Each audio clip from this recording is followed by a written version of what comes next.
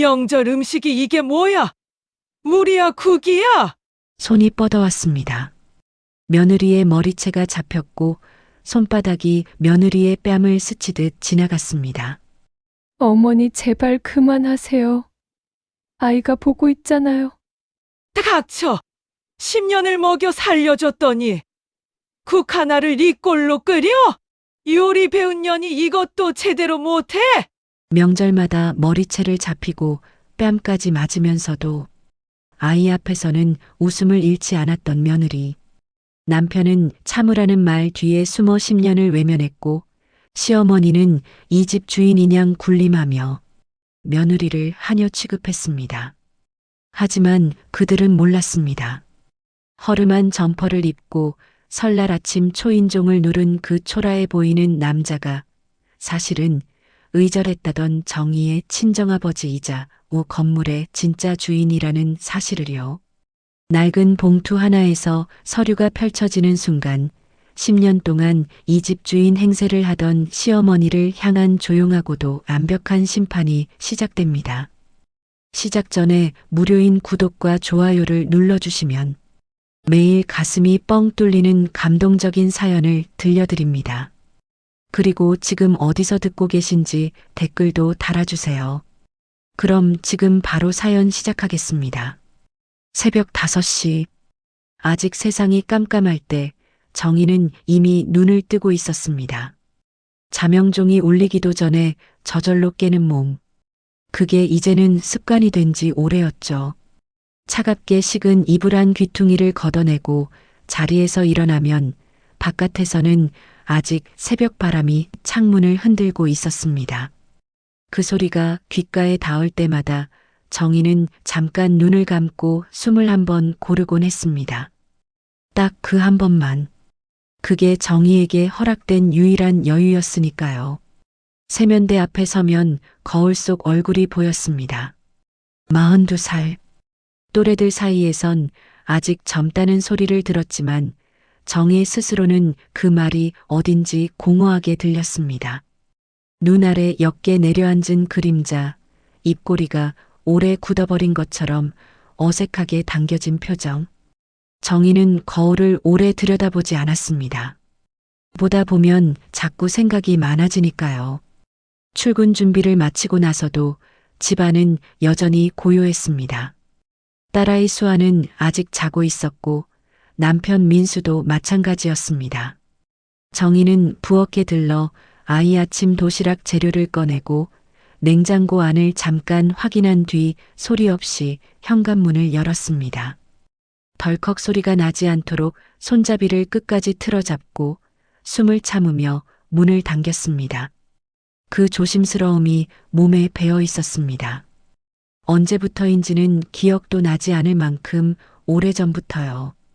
정희가 일하는 곳은 집에서 버스로 2정거장 거리에 있는 요양병원이었습니다. 조리보조로 들어간 지 벌써 4년이 넘었습니다. 자격증이 있는 것도 아니었고 처음부터 이 일을 하고 싶었던 것도 아니었습니다.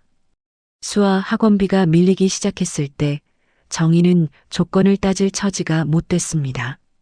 아침 일찍 출근해서 점심이 지날 때까지 서 있어야 하는 자리였지만 그래도 급여가 꼬박꼬박 나왔고 병원 냄새와 소독약 냄새에도 이젠 익숙해졌습니다. 솥 앞에 서서 국을 저으면 손목 안쪽까지 열기가 차올랐습니다. 뜨겁고 오래 서 있어야 하고 점심 피크 시간이면 정신이 없을 만큼 바빴지만 그래도 정희는 이 자리를 좋아한다고 스스로에게 말하곤 했습니다. 적어도 여기서는 아무도 정희를 향해 이유 없이 목소리를 높이지 않았으니까요. 퇴근하면 곧장 수아 학원으로 달려가야 했습니다.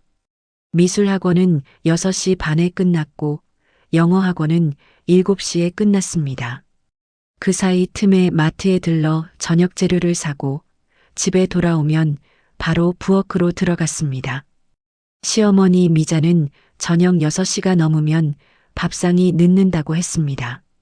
정희가 일을 마치고 오는 시간이 6시를 넘는다는 건 알면서도 미자는 늘 그 기준을 바꾸지 않았습니다. 정희는 서둘렀습니다.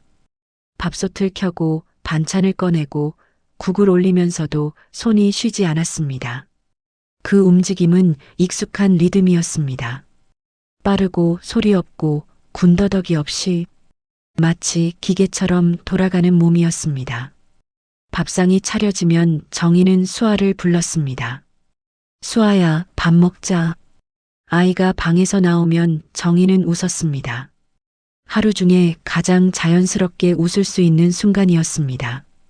수아가 밥을 한 숟가락 먹고 엄마 맛있어라고 말하면 그 말 하나가 하루의 피로를 조금은 눌러줬습니다. 시어머니 미자는 거실 소파에 앉아 텔레비전을 보다가 밥상을 확인했습니다. 반찬 숫자, 국 색깔, 밥의 양. 매번 무언가가 마음에 들지 않았습니다. 된장이 짜다, 나물이 질기다, 밥이 딱딱하다. 어떤 날은 아무 말도 없이 숟가락을 탁 내려놓고 방으로 들어가기도 했습니다. 그 침묵이 어떤 날의 잔소리보다 더 무겁게 느껴졌습니다. 그래도 정희는 말하지 않았습니다. 수아가 보고 있었으니까요. 아이에게는 엄마의 웃는 얼굴만 기억으로 남기고 싶었습니다. 그게 정희가 하루하루를 버텨내는 이유였습니다. 명절이 가까워 오면 그 무게는 배가 됐습니다. 추석이나 설이 다가오는 주가 되면 정희는 며칠 전부터 잠이 얕아졌습니다. 미자가 명절을 얼마나 중요하게 여기는지, 그 기준이 얼마나 까다로운지 정희는 뼛속으로 알고 있었습니다. 전 종류, 나물 가짓수, 차례상 배치. 조금만 달라도 미자의 목소리는 날카로워졌고 그 날카로움이 정희를 향하는 건 시간 문제였습니다. 이번엔 며칠만 참자. 정희는 주문처럼 그 말을 되뇌었습니다. 며칠만, 딱 며칠만. 그렇게 스스로를 달래면서 또 하루를 버텼습니다. 웃는 얼굴로 소리 없이 쉬지 않고. 그게 정희의 일상이었습니다. 설날 전날 밤이었습니다. 시계 바늘이 자정을 넘어서도 정희의 손은 멈추지 않았습니다. 부엌 불빛만 환하게 켜진 채 정희는 가스레인지 앞에 서서 국물을 천천히 저었습니다.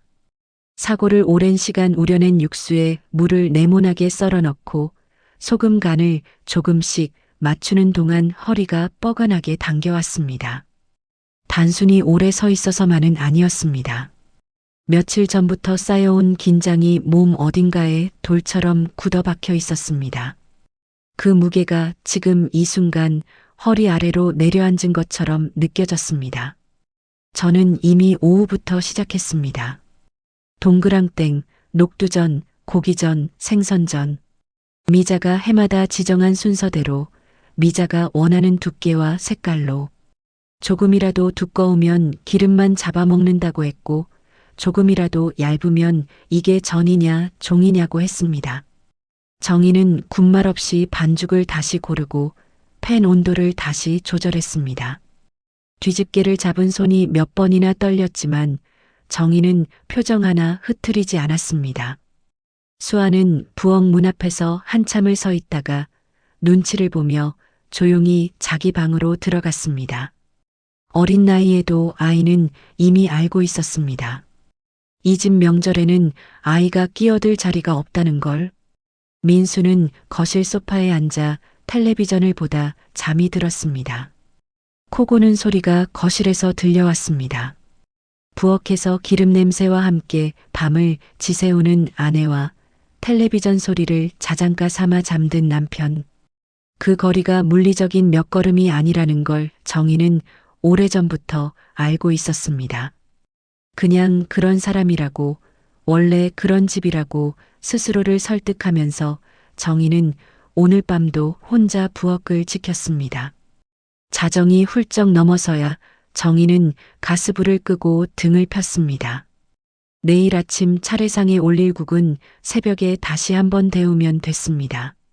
정희는 찬물로 손을 씻으면서 손등에 남은 기름기를 꼼꼼히 닦아냈습니다.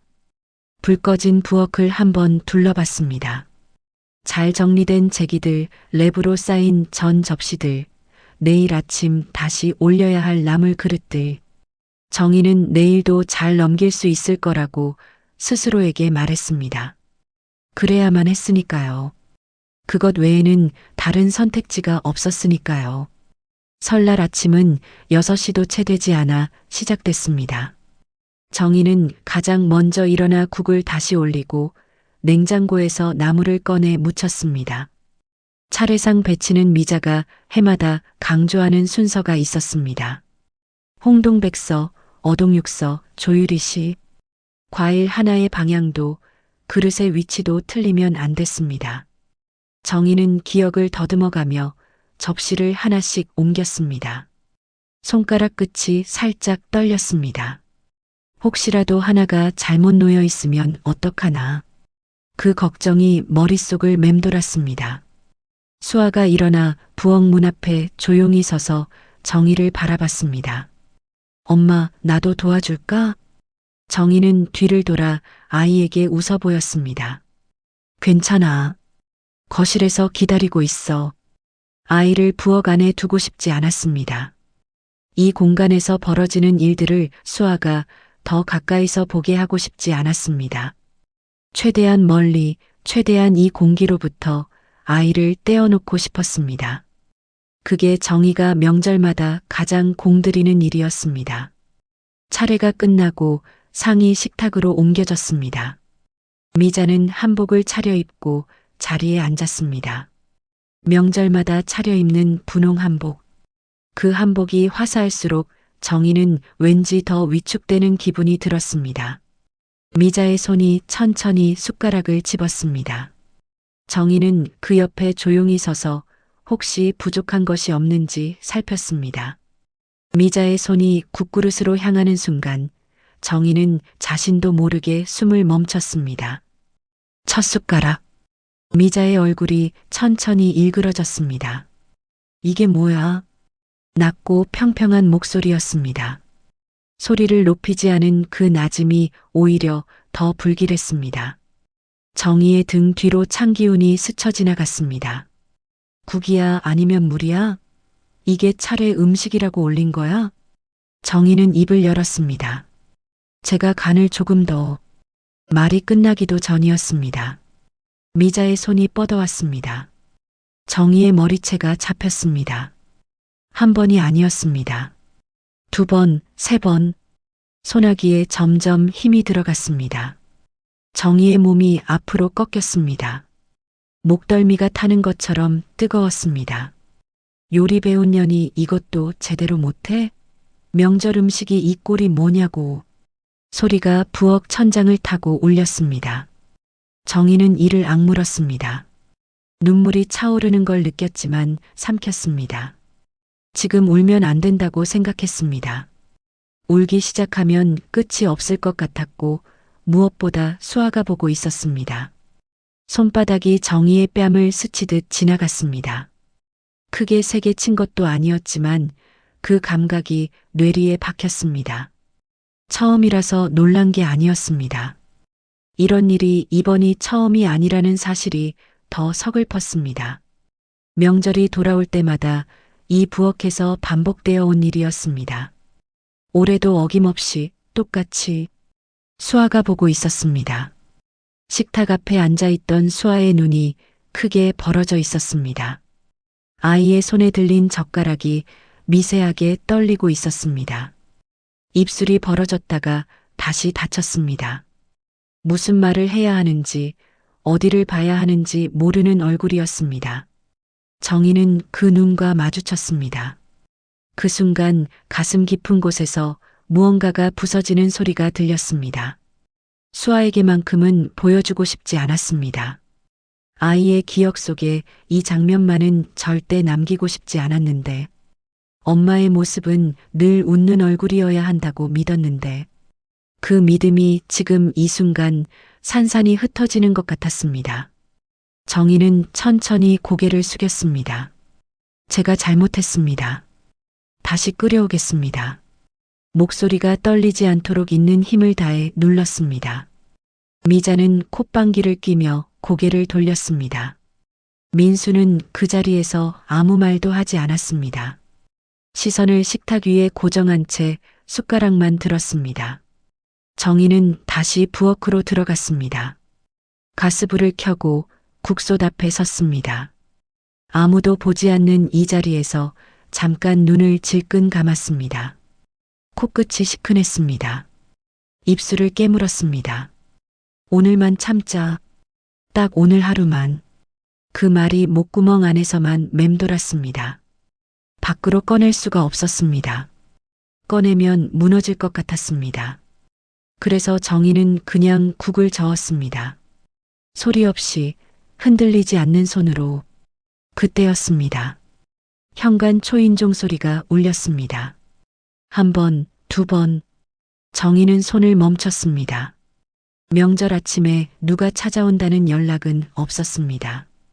부엌 문 너머로 수아의 발소리가 들렸습니다. 엄마, 누가 왔어? 정희는 국솥 앞에서 손을 멈췄습니다. 명절 아침에 예고 없이 찾아오는 사람이 누구일까? 머릿속으로 빠르게 훑었지만 떠오르는 얼굴이 없었습니다. 시댁 친척이라면 미자가 먼저 알았을 테고 민수 쪽 지인이라면 연락이 왔을 것입니다. 정희는 앞치마에 손을 닦으며 부엌 문을 밀었습니다. 수아가 현관 앞에 서서 문을 반쯤 열어놓고 있었습니다. 그 틈새로 보이는 얼굴.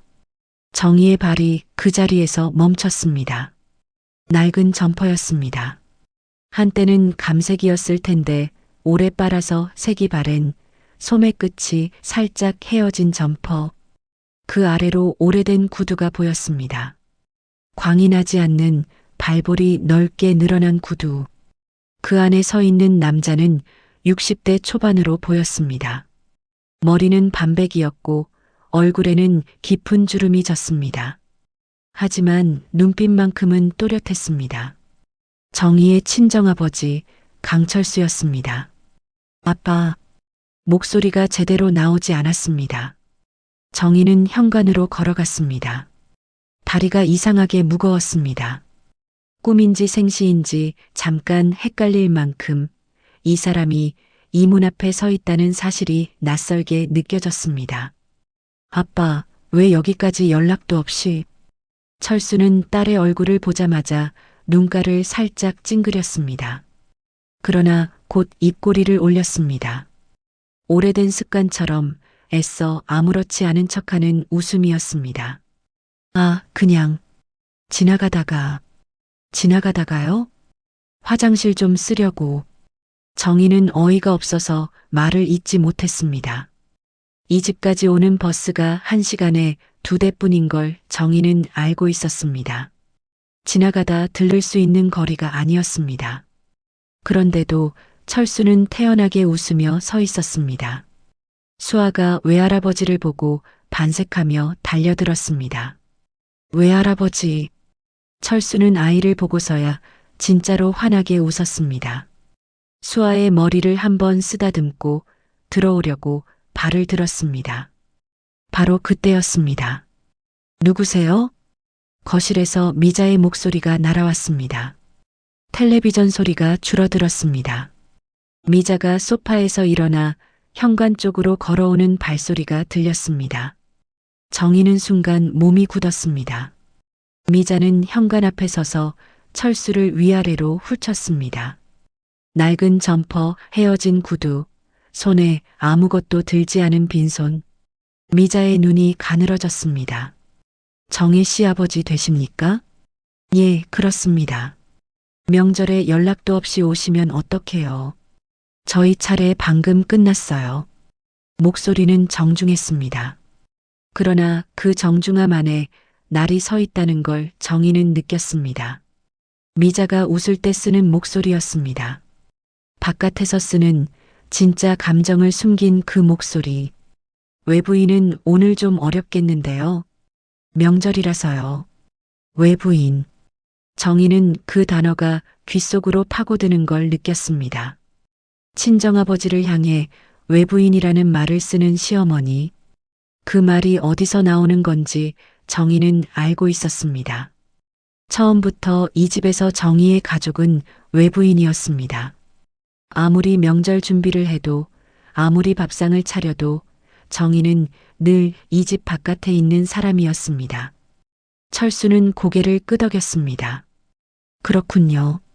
그럼 화장실만 잠깐 쓰고 가겠습니다. 미자의 눈썹이 살짝 올라갔습니다. 화장실이요? 예, 오는 길에 급해서요. 짧은 침묵이 흘렀습니다. 미자는 대답 대신 뒤로 돌아서며 혼잣말처럼 중얼거렸습니다. 참. 철수는 표정 하나 바꾸지 않고 안으로 들어섰습니다. 정희는 서둘러 앞장섰습니다. 아빠, 이쪽으로. 복도를 지나 화장실 문 앞에서 정희는 아버지와 눈을 마주쳤습니다. 아버지의 눈이 잠깐 정희의 뺨 쪽을 향했습니다. 정희는 자신도 모르게 고개를 돌렸습니다. 아까 미자의 손이 스친 자리가 아직도 얼얼하게 남아 있었습니다. 아빠, 그냥 가. 괜히 오신 거야. 낮게, 빠르게 말했습니다. 목소리에 힘이 없었습니다. 철수는 대답하지 않았습니다. 화장실 문을 닫았습니다. 정희는 복도에 서서 잠깐 눈을 감았습니다. 아버지가 여기 있는 것이 반갑지 않은 건 아니었습니다. 그러나 반가운 마음보다 불안한 마음이 더 컸습니다. 아버지가 이 집 안에서 무언가를 보게 될까봐, 오늘 아침 부엌에서 있었던 일을, 또는 그 이전에 수많은 명절에 있었던 일들을 눈치챌까봐, 그게 두려웠습니다. 화장실 문이 열렸습니다. 철수가 나왔습니다. 그리고 식탁 쪽으로 시선을 한번 던졌습니다. 쓰러진 의자 하나, 국이 조금 엎질러진 식탁보, 아직 헝클어진 채로 있는 정희의 머리카락. 아버지의 눈빛이 달라졌습니다. 아무 말도 하지 않았습니다. 그러나 정희는 알 수 있었습니다. 아버지가 지금 무엇을 읽고 있는지. 바로 그 순간이었습니다. 수아가 외할아버지 손을 잡으며 아무렇지 않게 말했습니다. 외할아버지, 화장실 오른쪽 맞지? 예전에도 거기였잖아. 공기가 멈췄습니다. 미자가 식탁 앞에서 고개를 들었습니다. 민수가 숟가락을 내려놓았습니다. 정희는 숨을 멈췄습니다. 수아는 아무것도 모르는 얼굴로 외할아버지를 올려다보고 있었습니다. 수아의 말이 식탁 위에 떨어진 순간 아무도 움직이지 않았습니다. 미자의 숟가락이 그릇 위에 걸쳐진 채로 멈췄습니다. 민수는 입을 반쯤 벌린 상태로 수아를 바라봤습니다. 정희는 복도 끝에 서서 심장이 빠르게 뛰는 소리를 들었습니다. 수아는 그 공기를 전혀 읽지 못한 채 외할아버지 손을 잡고 빙긋 웃고 있었습니다. 예전에 왔을 때 오른쪽이었잖아요. 맞지? 철수는 손녀의 머리를 가만히 쓰다듬었습니다. 대답 대신 조용한 미소였습니다. 미자가 먼저 입을 열었습니다. 예전에 온 적이 있어요? 목소리는 낮았습니다. 그러나 그 낮음 속에 뭔가 벼려진 것이 들어 있었습니다. 정희는 그 목소리를 너무 잘 알았습니다. 본격적으로 따지기 전에 먼저 상황을 확인하는 목소리였습니다. 철수는 미자를 바라봤습니다. 한두 번 왔었습니다. 저한테는 말이 없었는데요. 정희가 말을 못했겠죠. 짧은 대답이었습니다. 그러나 그 짧음 안에 담긴 의미를 정희는 느꼈습니다. 정희가 말을 못한 게 아니라 말을 할 수 없는 환경이었다는 것. 그걸 아버지가 알고 있다는 것. 미자의 얼굴이 붉어지기 시작했습니다. 그게 무슨 말씀이세요? 저희 집에 드나드는 사람이면 당연히 저한테 먼저 인사를 하는 게 맞는 거 아닌가요? 며느리 친정아버지라도 예의가 있어야죠. 맞는 말씀입니다. 철수는 고개를 끄덕였습니다. 흥분하지 않았습니다.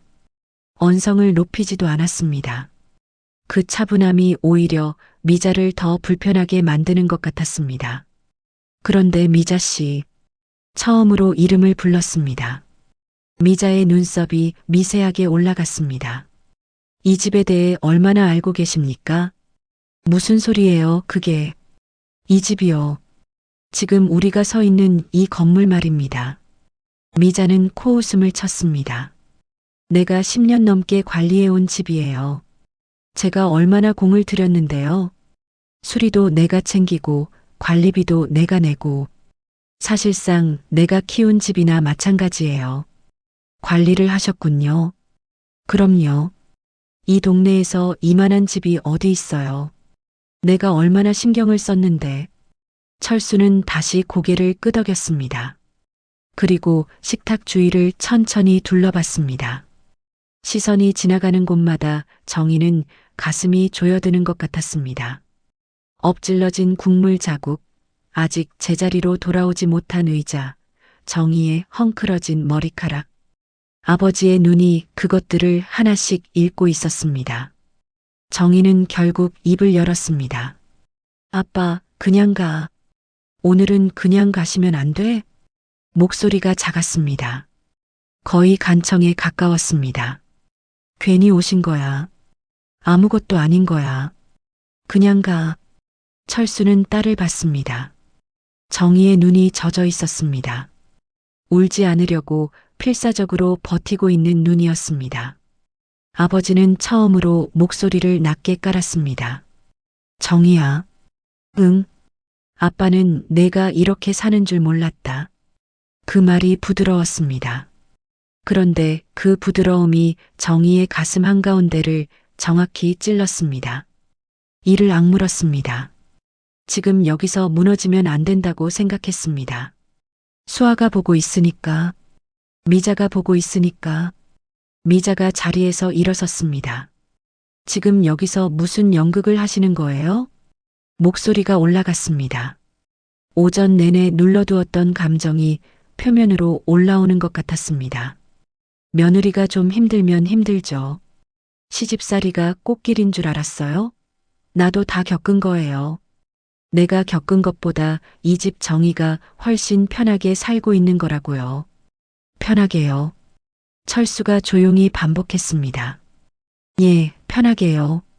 밥상 차려주고 집에서 재워주는데 편한 거 아닌가요? 철수의 눈이 다시 한번 정희의 얼굴로 향했습니다. 뺨, 헝클어진 머리카락, 눌린 어깨. 미자씨, 왜요? 지금 정희 얼굴 보고 계십니까? 미자는 대답하지 않았습니다. 편하게 사는 사람 얼굴이 저렇습니까? 침묵이 내려앉았습니다. 미자는 시선을 피하지 않았습니다. 오히려 더 단단하게 철수를 마주봤습니다. 아버지, 우리 집 일에 끼어드시는 거 좀 불쾌하네요. 우리 집. 철수가 그 단어를 천천히 되짚었습니다. 미자 씨가 우리 집이라고 하셨죠. 그렇죠. 우리 집 맞잖아요. 철수는 그제야 주머니 쪽으로 손을 가져갔습니다. 겉옷 안쪽, 오래된 점퍼의 내주머니, 손가락이 무언가를 잡는 움직임이 느껴졌습니다. 그러나 꺼내지는 않았습니다. 아직이었습니다. 민수 씨, 이번엔 사위를 불렀습니다. 민수가 고개를 들었습니다. 이 집 등기 한 번이라도 확인해 본 적 있습니까? 민수의 눈이 흔들렸습니다. 그게 무슨 말씀이신지. 없군요. 철수는 짧게 말했습니다. 그리고 다시 미자를 봤습니다. 미자의 얼굴에서 처음으로 무언가 흔들리는 것이 보였습니다. 눈가의 근육이 미세하게 경직됐습니다. 입술이 한번 달싹였다가 닫혔습니다. 정희는 그 표정을 보면서 이상한 느낌이 들었습니다. 미자가 저런 표정을 짓는 걸 처음 봤습니다. 당당하고 날카롭고 언제나 자신이 이 집의 주인이라는 확신 위에 서 있던 미자가 지금 처음으로 흔들리고 있었습니다. 수아가 정희의 손을 잡았습니다. 아이의 손이 작고 따뜻했습니다. 정희는 그 온기를 느끼며 아버지를 바라봤습니다. 아버지의 손은 아직 주머니 안에 있었습니다.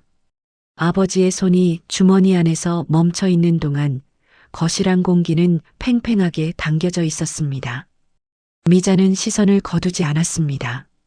철수를 똑바로 바라보면서도 입을 열지 않았습니다. 그 침묵이 무언가를 감추려는 침묵인지 아니면 무언가를 계산하는 침묵인지 정희는 읽을 수가 없었습니다. 다만 미자의 손가락이 식탁 모서리를 살짝 짚고 있다는 걸 알아챘습니다. 평소에 없던 동작이었습니다. 미자가 긴장했을 때 나오는 습관인지 정희는 그 순간 처음으로 알았습니다. 민수가 헛기침을 했습니다. 장인어른, 일단 좀 앉으시죠. 조용하고 무난한 제안이었습니다. 그러나 정희는 그 말투 안에서 뭔가를 느꼈습니다. 상황을 누그러뜨리려는 목적인지 아니면 아버지를 일단 제자리에 앉혀놓고 싶은 것인지 민수는 언제나 그랬습니다. 갈등이 커지기 전에 일단 무마하려 했습니다. 그게 해결이 아니라는 걸 알면서도 철수는 민수를 한번 보고 고개를 저었습니다. 괜찮습니다. 오래 있을 생각 없으니까. 미자가 그 말을 받았습니다. 그럼 빨리 가시는 게 좋겠네요. 명절이라 식구들끼리 있어야 하는 날인데. 식구들끼리요. 철수가 조용히 되받았습니다. 정희는 식구가 아닙니까? 미자의 눈이 가늘어졌습니다. 정희는 며느리예요. 며느리는 며느리 자리가 있는 거고 며느리 자리가 머리채 잡히는 자리입니까? 그 말이 나온 순간 방 안이 얼어붙었습니다. 민수의 숟가락이 그릇에 부딪히며 짧은 소리를 냈습니다. 수아는 정희의 손을 더 꼭 쥐었습니다. 미자는 눈을 크게 떴다가 이내 표정을 굳혔습니다. 지금 무슨 말씀을 하시는 거예요? 제 눈으로 봤습니다. 철수는 담담했습니다. 목소리에 흥분이 없었습니다. 그 차분함이 오히려 더 무겁게 느껴졌습니다. 제가 들어오기 전에 문이 열려 있었습니다. 다 봤습니다. 미자의 얼굴이 순식간에 붉어졌습니다. 그건 훈육이에요. 며느리가 잘못을 했으니까 음식을 그 꼴로 만들어 놓고서 잘못한 며느리를 훈육하는 방법이 머리채를 잡는 겁니까? 미자는 입술을 달싹였습니다. 말이 나오지 않는 것 같았습니다. 정희는 그 사이에 끼어들었습니다. 아빠 됐어. 그만해. 목소리가 갈라졌습니다. 정희는 아버지의 팔을 잡아당기듯 건드렸습니다. 아빠가 나서면 더 복잡해져. 아빠가 가고 나면 내가 더 힘들어진다고. 제발 그냥 가줘. 그 말을 뱉고 나서 정희는 스스로 놀랐습니다. 이 말이 진심이었습니다.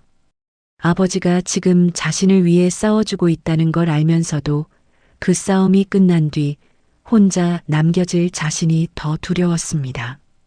철수는 딸의 손을 가만히 내려다봤습니다. 민수야. 이번엔 사위를 이름으로 불렀습니다. 민수의 어깨가 굳었습니다. 예. 자네는 오늘 아침 뭘 봤나? 민수는 대답하지 않았습니다. 자네 아내가 머리채를 잡혔어. 자네 딸이 그 앞에서 그걸 봤고 자네는 지금 그 식탁에서 밥을 먹고 있었어. 민수는 고개를 숙였습니다. 시선이 식탁 위로 내려갔습니다. 엄마가 원래 좀 그래요. 낮은 목소리였습니다. 명절마다 예민해지시는 거라서 당신도 알잖아. 조금만 참으면. 정희는 그 말이 귓속으로 파고드는 순간을 느꼈습니다. 엄마가 원래 좀 그래. 조금만 참으면. 10년 동안 들어온 말이었습니다. 처음엔 그 말이 위로처럼 들렸습니다. 조금만 참으면 나아질 거라고 남편이 그렇게 말해준다는 게 그래도 자신의 편이라는 뜻이라고 믿었습니다. 그런데 지금 이 순간 그 말이 위로가 아니었다는 걸 정희는 깨달았습니다. 그건 외면이었습니다. 보고도 못 본 척, 알고도 모른 척, 참으라는 말 뒤에 자신을 숨겨온 외면이었습니다. 정희의 가슴 안에서 무언가가 조용히 무너졌습니다. 소리가 나지 않는 무너짐이었습니다. 그래서 더 깊었습니다. 10년이었습니다. 이 사람을 믿었던 10년. 결국 마지막 기둥이라고 생각했던 것이 처음부터 기둥이 아니었다는 걸 지금 알았습니다. 미자가 목소리를 높였습니다. 됐어요. 민수야, 저 양반 그냥 보내드려. 명절 다 망치겠다. 나가라는 말씀이시죠? 철수가 미자를 봤습니다. 예, 나가세요. 여긴 우리 집이에요. 철수는 고개를 끄덕였습니다. 그렇군요. 그리고 다시 주머니에 손을 넣었습니다. 이번엔 달랐습니다. 손이 멈추지 않았습니다. 무언가를 잡은 손이 천천히 밖으로 나왔습니다. 오래된 서류 봉투였습니다. 겉면이 누렇게 바랜 두툼한 봉투. 철수는 그것을 식탁 위에 올려놓지 않았습니다. 그냥 손에 든 채로 미자를 바라봤습니다. 나가기 전에 드릴 말씀이 있습니다. 미자의 눈이 봉투 위에 머물렀습니다. 우리 집이라고 하셨는데 그 말이 어디서 나오는 건지 한번 확인해 보시겠습니까? 정희는 그 봉투를 바라봤습니다. 뭔지 몰랐습니다. 그런데 이상하게 심장이 빠르게 뛰기 시작했습니다. 아버지의 표정이 처음과 달라져 있었습니다. 더 이상 딸을 걱정하는 아버지의 얼굴이 아니었습니다. 무언가를 오래 알고 있었던 사람의, 때를 기다려온 사람의 얼굴이었습니다. 봉투가 식탁 위에 놓였습니다. 철수는 서두르지 않았습니다. 봉투를 내려놓는 손도, 자리를 잡고 서는 몸도 모두 천천히 움직였습니다. 그 여유가 이 상황을 오래 준비해온 사람의 것처럼 느껴졌습니다. 미자는 봉투에서 눈을 떼지 못했습니다. 민수도 마찬가지였습니다. 정희만이 아버지의 얼굴을 보고 있었습니다. 철수는 봉투를 열었습니다. 안에서 서류들이 나왔습니다. 여러 장이었습니다. 접힌 자국이 오래된 서류, 법인 도장이 찍힌 서류, 그리고 등기부 등본으로 보이는 문서. 철수는 그것들을 식탁 위에 한 장씩 펼쳐 놓았습니다. 서두르지 않고 하나씩. 미자의 눈이 서류 위를 빠르게 훑었습니다. 이게 뭐예요? 등기부 등본입니다. 철수는 손가락으로 상단을 짚었습니다. 소유자 란을 한번 보시겠습니까? 미자는 몸을 앞으로 숙였습니다. 눈이 그 줄을 읽어 내려가는 게 보였습니다. 그리고 멈췄습니다. 얼굴 근육이 경직되는 게 눈에 보일 만큼 선명했습니다. 강철수 명의 법인 이게 무슨, 이 건물 소유주는 제 명의 법인입니다. 철수의 목소리는 여전히 낮고 조용했습니다. 미자 씨는 이 건물의 관리를 위탁받은 분이십니다. 소유자가 아니라요. 미자는 벌떡 일어섰습니다. 말도 안 돼요. 내가 10년 넘게 여기서 살았는데, 관리비도 내가 냈고 수리도 내가 다 챙겼는데, 관리 위탁 계약서에 명시된 조건대로 관리하신 겁니다. 그 내역도 여기 있습니다. 철수는 다른 서류를 짚었습니다. 계약서에 서명한 분이 누구신지도 기억하실 겁니다. 미자의 입이 열렸다가 닫혔습니다. 민수가 자리에서 일어나 서류를 들여다봤습니다. 손이 떨렸습니다. 눈이 빠르게 움직였습니다. 그리고 천천히 고개를 들었습니다. 엄마 이거 알고 있었어요? 미자는 대답하지 않았습니다. 정희는 그 침묵이 답이라는 걸 알았습니다. 알고 있었던 것입니다. 처음부터 이 집이 자신의 소유가 아니라는 걸 미자는 알면서도 마치 자신의 집인 것처럼 살아온 것입니다. 그리고 그 집에서 정희를 향해 10년 동안 주인 행세를 해왔습니다. 정희의 무릎이 흔들렸습니다. 아빠, 목소리가 나오지 않아서 두 번째로 불렀습니다. 아빠, 철수가 딸을 봤습니다. 왜 말 안 했어? 왜 지금까지 아무 말도 안 했어? 그 말이 원망인지 질문인지 정희 스스로도 몰랐습니다. 그냥 나왔습니다. 가슴 어딘가에 오래 막혀있던 말이 지금 터진 것처럼. 철수는 서류에서 손을 걷었습니다. 그리고 처음으로 딸 앞에서 고개를 떨궜습니다. 정희야. 응. 아빠가 겁이 났다. 정희는 눈을 깜빡였습니다. 내가 돈 때문에 결혼했다는 소리를 들을까봐. 아빠가 재산 있는 줄 알고 시집 갔다고 주변에서 손가락질 할까봐. 내가 그런 눈으로 보이는 게 싫었다. 목소리가 처음으로 흔들렸습니다. 50년 넘게 쌓아온 단단함이 그 한 문장에서 금이 가는 것 같았습니다. 그래서 아빠가 숨었다. 없는 척했다. 내가 시집 오고 나서도 모른 척했어.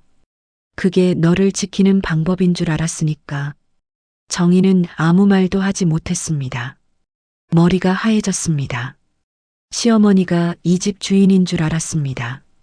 시어머니가 이 집을 관리하고 소유하고 있으니까 자신이 아무 말도 못하는 거라고, 아무 권리도 없는 거라고 생각했습니다. 그게 10년 동안 정의를 짓눌러온 무게였습니다. 그런데 그 무게가 처음부터 존재하지 않았습니다. 아버지가 그것을 알고 있었으면서도 딸이 이 집에서 머리채를 잡히는 동안에도 말하지 않았습니다. 왜? 그 한 글자가 목구멍까지 올라왔습니다. 그러나 아버지의 고개를 보는 순간 정희는 그 말을 삼켰습니다. 그 고개가 말하고 있었습니다. 잘못했다고, 늦었다고, 알고 있다고.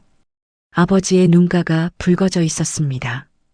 정희는 그 모습을 처음 봤습니다. 어릴 때도, 어머니가 돌아가셨을 때도 아버지가 우는 걸 본 적이 없었습니다. 그런 아버지가 지금 이 자리에서 낡은 점퍼를 입고 서서 눈가를 붉히고 있었습니다. 정희의 눈물이 먼저 떨어졌습니다. 참을 수가 없었습니다. 오늘 아침부터 꾹꾹 눌러 담았던 것들이 한꺼번에 쏟아져 나왔습니다. 뺨을 스친 손바닥의 감각, 머리채를 잡혔을 때의 뜨거움, 민수가 참으라고 했을 때 무너지던 마음, 수아의 눈빛, 그 모든 것들이 눈물 속에 섞여 나왔습니다. 아이처럼 울었습니다. 참지 않고 소리 없이 그냥 울었습니다. 수아가 엄마 옆으로 바짝 붙었습니다. 아이는 아무 말도 하지 않았습니다. 그냥 옆에 있었습니다. 그 온기가 지금 이 순간 정희에게 가장 단단한 것이었습니다. 미자는 의자에 주저앉았습니다. 서류들이 식탁 위에 펼쳐진 채로 있었습니다. 아무도 그것을 치우지 않았습니다. 진실은 한번 펼쳐지면 다시 접히지 않는 법이었습니다. 철수는 딸이 우는 것을 바라봤습니다. 그 얼굴에 후회가 가득했습니다. 오래된 후회였습니다. 10년치의 후회가 이 자리에서 한꺼번에 얼굴 위로 올라오는 것 같았습니다. 미안하다, 정희야. 아버지의 목소리가 낮게 깔렸습니다. 아빠가 늦었다. 울음이 잦아드는 데는 시간이 걸리지 않았습니다. 정희는 손등으로 눈가를 닦았습니다. 소매가 젖었습니다. 수아가 옆에서 작은 손으로 엄마 등을 두드렸습니다. 토닥토닥. 아이의 손바닥이 작고 따뜻했습니다. 정희는 그 감촉을 느끼며 숨을 한번 길게 들이켰습니다. 무너지는 건 여기까지였습니다. 더 무너지면 안 됐습니다. 아직 끝난 게 아니었으니까요. 미자는 의자에 앉은 채로 움직이지 않았습니다. 식탁 위에 펼쳐진 서류들을 바라보는 눈빛이 처음과 달라져 있었습니다. 아까까지만 해도 그 눈에는 날이 서 있었습니다. 무언가를 공격할 준비가 된 눈이었습니다. 그런데 지금은 달랐습니다. 공기가 빠진 것처럼 그날이 사라진 자리에 당혹감과 당황함이 들어차 있었습니다. 미자가 이런 표정을 짓는 걸 정희는 한 번도 본 적이 없었습니다. 민수는 서류를 손에 든 채 서 있었습니다. 눈이 계속 같은 줄을 읽고 있는 것 같았습니다.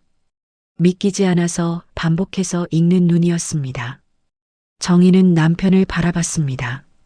이 사람도 정말 몰랐던 것인지 아니면 알면서도 모른 척했던 것인지 그게 지금은 중요하지 않았습니다. 어느 쪽이든 결과는 같았으니까요. 철수가 다시 입을 열었습니다. 미자 씨. 미자가 천천히 고개를 들었습니다. 할 말이 있습니다. 들을게요.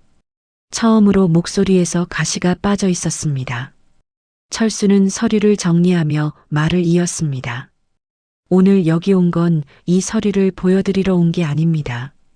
미자의 눈썹이 살짝 올라갔습니다. 원래는 조용히 넘어가려고 했습니다. 정희가 괜찮다고 하면 제가 모른 척하고 지내려고 했어요. 그런데 오늘 제 눈으로 직접 봤습니다. 철수의 목소리가 처음으로 단단하게 변했습니다.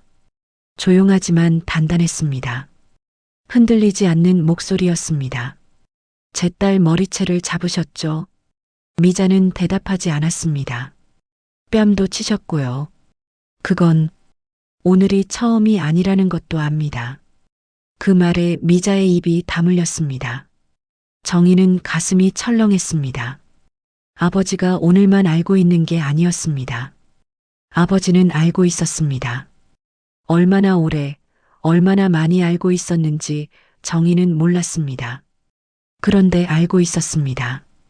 그 사실이 정희의 눈을 다시 뜨겁게 만들었지만 정희는 이번엔 삼켰습니다. 철수는 봉투 안에서 마지막 서류를 꺼냈습니다. 이건 내용 증명입니다. 식탁 위에 올려놓았습니다. 미자가 손을 뻗어 집으려다 멈췄습니다. 민수가 먼저 집었습니다. 읽어내려가는 민수의 얼굴이 점점 굳어졌습니다. 이번 달 말까지 이 건물을 비워주시기 바랍니다. 철수가 직접 말했습니다. 내용 증명을 읽지 않아도 되도록 또렷하게 계약 해지 통보입니다. 관리 위탁 계약서 내 조항에 따라 입주자 귀책 사유로 인한 즉시 해지가 가능합니다. 법적 요건은 이미 갖춰졌습니다. 미자가 벌떡 자리에서 일어났습니다. 이럴 리 없어요. 내가 이 집에서 10년을 살았어요. 10년 동안 내가 얼마나 공들였는데 그냥 나가라고요? 네. 철수는 짧게 대답했습니다. 그냥 나가시면 됩니다. 말도 안 돼. 민수야, 뭐 하는 거야? 가만히 서 있지 말고 말 좀 해봐. 민수는 서류를 든 채로 고개를 들지 못했습니다. 엄마, 뭐야, 왜 그래? 이게 말이 된다고 생각해? 우리가 여기서 쫓겨난다는 게 말이 돼? 내용 증명에 서명이 있어. 엄마 서명. 민수의 목소리가 낮았습니다. 계약서에도 엄마 서명이야. 알고 있었던 거잖아. 미자는 숨을 들이켰습니다. 그리고 더 이상 아무 말도 하지 않았습니다. 무언가가 무너지는 소리가 들리는 것 같았습니다. 오래 쌓아 올렸던 것들이, 오래 믿어왔던 것들이 식탁 위에 펼쳐진 서류 몇 장 앞에서 무너지는 소리였습니다. 철수는 미자를 바라보며 마지막으로 말했습니다. 그리고 한 가지 더 드릴 말씀이 있습니다. 미자가 고개를 들었습니다. 제 딸에게 손댄 기록은 다 남아 있습니다. 오늘 것도 포함해서 필요하다면 법적으로 사용할 수 있습니다. 그 말이 떨어진 뒤 거실 안이 완전히 조용해졌습니다. 미자는 천천히 의자에 다시 앉았습니다. 무릎에 힘이 빠진 것처럼 내려앉는 동작이었습니다. 얼굴에서 모든 표정이 사라졌습니다. 50년 넘게 자신이 옳다고 믿어온 사람의 얼굴에서 그 확신이 처음으로 비워지는 순간이었습니다. 민수가 그제야 정의를 받습니다. 당신 이혼 생각은 한 번도 안 해봤어? 조심스러운 목소리였습니다. 미안함인지 체념인지 알 수 없는 목소리였습니다.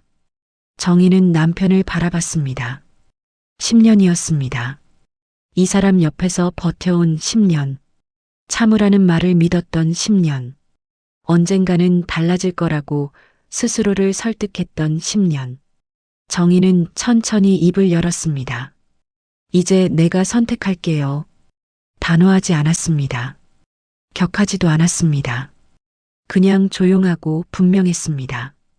오래 눌려있던 것이 비로소 제 모양을 찾은 것처럼 그 목소리는 흔들리지 않았습니다. 수아가 정희의 손을 잡았습니다. 정희는 아이의 손을 꼭 쥐었습니다. 이제 내가 선택할게요. 정희가 한 그 말이 거실 안에 오래 머물렀습니다. 민수는 대답하지 않았습니다. 서류를 손에 든 채로 고개를 숙였습니다. 무슨 말을 해야 하는지 모르는 사람의 침묵이었습니다. 아니면 이미 알고 있었는지도 몰랐습니다. 이 결말이 언젠가는 올 거라는 걸, 그 언젠가가 오늘이라는 걸. 미자는 의자에 앉은 채로 움직이지 않았습니다. 아까까지만 해도 목소리를 높이고 자리에서 일어나고 서류를 향해 손을 뻗던 미자였습니다. 그런데 지금은 달랐습니다. 손이 무릎 위에 얹혀 있었습니다. 시선은 식탁 위 어딘가에 고정된 채로 움직이지 않았습니다.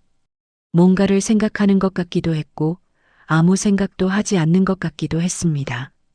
10년 동안 이 집의 주인으로 살아온 사람이 그 10년이 한순간에 다른 이름으로 불리게 되는 걸 받아들이는 시간이 필요한 것 같았습니다. 철수는 서류들을 천천히 봉투 안에 다시 넣었습니다. 서두르지 않았습니다. 한 장씩 접어서 순서대로. 그 동작이 끝나고 봉투가 다시 닫혔을 때 철수는 비로소 자리에서 몸을 일으켰습니다. 정희야. 정희가 아버지를 봤습니다. 짐 챙기는 거 도와줄까? 그 말이 질문처럼 들렸지만 질문이 아니었습니다. 오늘 이 자리에서 딸이 이 집을 나가야 한다는 걸 아버지는 처음부터 알고 왔던 것입니다. 낡은 점퍼 안주머니에 서류 봉투를 넣고 설날 아침 이 문 앞에 선 것이 그냥 지나가다 들른 게 아니었습니다. 아버지는 오늘을 준비하고 왔습니다. 정희는 잠깐 눈을 감았습니다. 오늘 새벽 5시에 눈을 떴을 때 오늘이 이렇게 끝날 거라고는 생각하지 못했습니다. 명절이 지나면 또 일상으로 돌아가고 또 참고 또 버티는 하루가 이어질 거라고만 생각했습니다. 그런데 지금 이 자리에서 정희는 알았습니다. 버티는 것과 사는 것은 다르다는 걸, 참는 것과 견디는 것도 다르다는 걸, 그리고 자신이 지금까지 살아온 게 아니라 버텨온 것이었다는 걸. 응, 도와줘. 정희는 수아의 손을 잡고 복도로 들어섰습니다. 수아 방부터 시작했습니다. 아이 가방에 교과서와 필통을 넣고 좋아하는 인형 2개를 챙겼습니다. 수아는 엄마 손을 놓지 않은 채로 옆에 붙어 있었습니다. 아무것도 묻지 않았습니다. 어디 가냐고, 왜 가냐고, 언제 돌아오냐고. 아이는 그냥 옆에 있었습니다. 그게 지금 정희에게 가장 큰 힘이었습니다. 정희 방에서는 오래 걸리지 않았습니다. 꼭 필요한 것들만 챙겼습니다. 옷 몇 벌, 서류 봉투, 통장. 화장대 앞에 잠깐 섰습니다. 거울 속 얼굴이 보였습니다. 눈이 부어 있었습니다. 머리카락이 아직 헝클어진 채였습니다.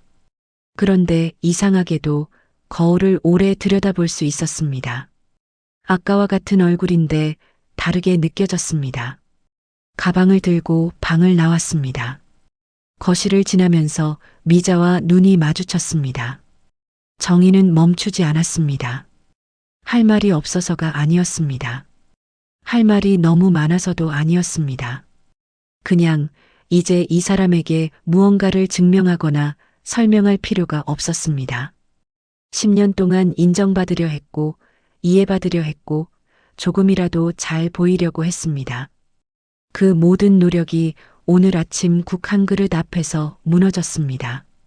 그리고 지금 정희는 그 노력을 내려놓고 있었습니다. 가볍지는 않았습니다. 그러나 가벼워질 수 있다는 걸 처음으로 느꼈습니다. 현관에서 신발을 신었습니다. 수아가 먼저 신발을 신고 문 앞에 섰습니다. 철수가 옆에서 가방을 들어줬습니다. 정희는 마지막으로 집안을 한번 돌아봤습니다. 10년이었습니다. 이 현관을 드나들며 숨을 참았던 시간들, 이 부엌에서 소리 없이 울었던 새벽들, 이 거실에서 아무 말도 못하고 고개를 숙였던 명절들.